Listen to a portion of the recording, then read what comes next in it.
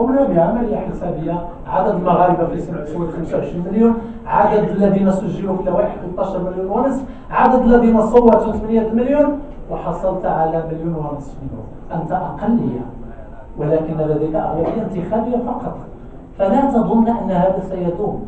إذا يعتمدون الغوائية لأنهم يعتقدون أن حالتهم تدوم، ولا شيء يدوم في عالم الإنسان وفي التاريخ وفي المجتمعات البشرية. أخيرا، إعادة الاعتبار لثقافة الشعب وقيمه.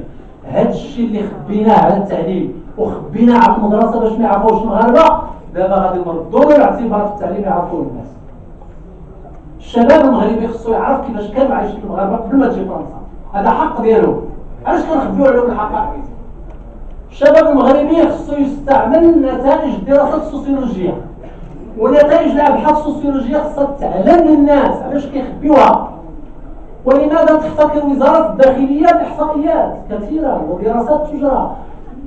إدريس البصري وزير الداخلية الأسبق كان يجري الكثير من الدراسات ويعتمد أفضل الناس في إجرائها، لأنه كان يستقطب أجود الأطر ويجري بهم دراسات، ولم يكن يعلنها على المغاربة، كانت تعتبر أسرار للدولة.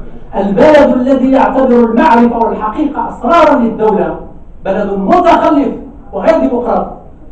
ثم أخيرا، لا بد من إبراز القيم الإنسانية في النصوص الدينية الإسلامية وفي التراث الفقهي. في الإسلام توجد قيم عظيمة، لكن فقه سنوات التخلف طمس هذه القيم، طمسها. مثلا حق المرأة في العمل طمسه الفقهاء عبر القرون، واليوم هذه المرأة المسلمة تعمل والفقهاء لا يقولون شيئا. معنى هذا لا يتعارض مع الدين. لماذا لم يقوله الفقهاء منذ 1000 عام؟ لأن الفقه